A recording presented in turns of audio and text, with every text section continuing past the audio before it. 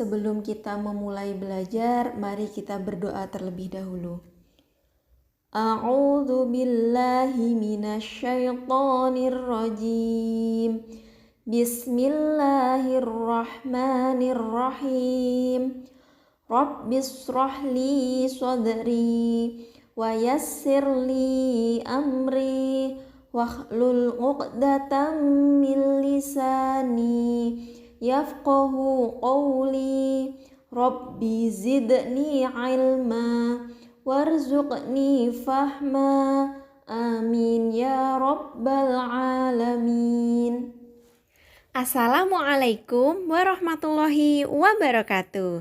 Halo solih dan solihah, bagaimana kabar kalian hari ini? Semoga kita semua selalu dalam keadaan sehat walafiat ya. Hari ini bertemu lagi dengan Ustazah Alvin. Kita akan belajar tentang muatan pelajaran IPA dengan materi, komponen, dan rangkaian listrik. Kompetensi dasar 3.4, mengidentifikasi komponen-komponen listrik dan fungsinya dalam rangkaian listrik sederhana. Dan 4.4 yaitu melakukan percobaan rangkaian listrik sederhana secara seri dan paralel. Bagaimana? Sudah siap belajar hari ini? Sebelum kita memulai materi, Ustazah akan membacakan tujuan pembelajaran hari ini, yaitu yang pertama, peserta didik dapat menjelaskan komponen-komponen listrik beserta fungsinya. Yang kedua, peserta didik dapat menjelaskan jenis-jenis rangkaian listrik. Yang ketiga, peserta didik dapat menyebutkan kelebihan dan kekurangan setiap jenis rangkaian listrik. Dan yang keempat, peserta didik dapat membuat rangkaian listrik sederhana. Anak-anak, masih ingatkah kalian tentang materi yang kita pelajari pada pertemuan sebelumnya? Bagaimana gejala listrik itu timbul dan bagaimana arus listrik itu bergerak? Nah, untuk menggunakan arus listrik tersebut, kita membutuhkan yang namanya sumber energi listrik dan komponen-komponen listrik. Sumber energi listrik merupakan benda yang menghasilkan energi listrik. Energi ini digunakan untuk membangkitkan arus listrik. Contoh sumber energi listrik adalah baterai. Baterai merupakan sumber energi listrik yang sering kita temui. Pada baterai terdapat kutub positif dan kutub negatif. Perhatikan gambar baterai berikut ini ya. Gambar baterai itu seperti gambar yang pertama. Kemudian pada rangkaian listrik, gambar baterai disimbolkan seperti gambar yang kedua. Pada gambar ini ada garis pendek dan garis panjang. Garis pendek menunjukkan kutub negatif baterai dan garis panjang menunjukkan kutub positif baterai.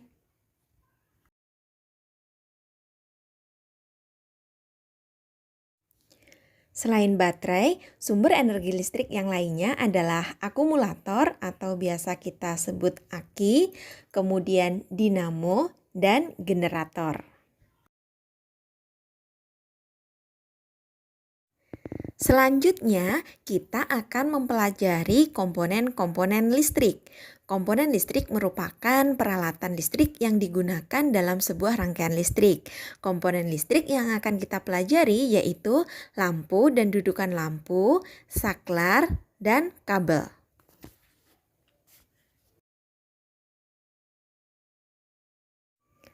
Lampu merupakan alat yang menggunakan energi listrik.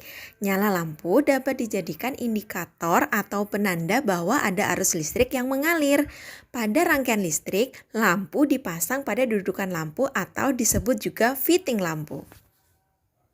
Komponen listrik selanjutnya adalah saklar. Saklar digunakan untuk memutus atau menghubungkan arus listrik pada sebuah rangkaian. Jika saklar dalam keadaan tertutup atau on, maka listrik dapat mengalir. Namun jika saklar dalam keadaan terbuka atau off, maka listrik tidak dapat mengalir. Komponen listrik yang terakhir yaitu kabel.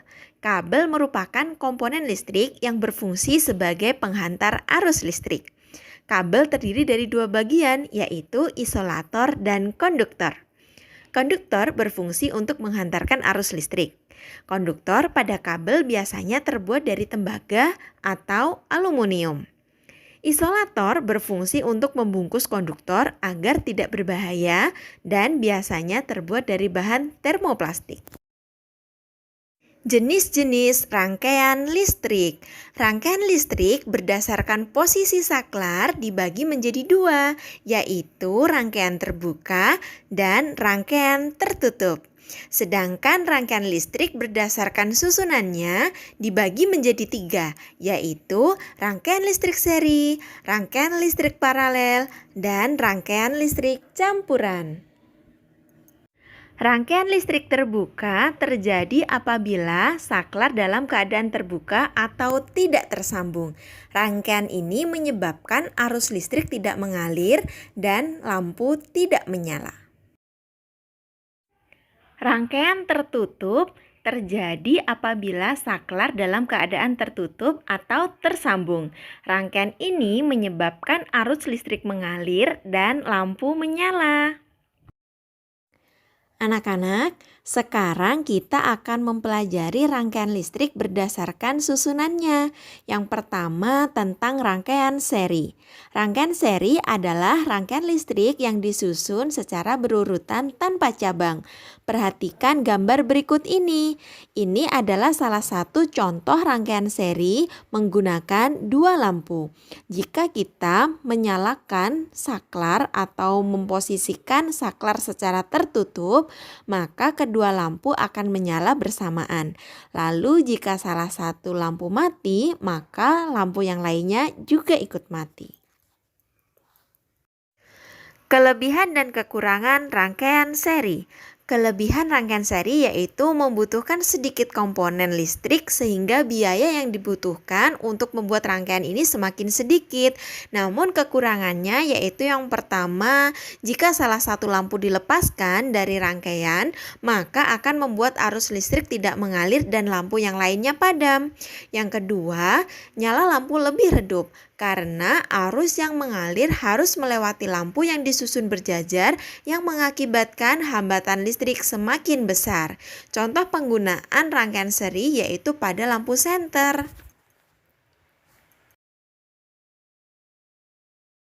Selanjutnya, rangkaian paralel.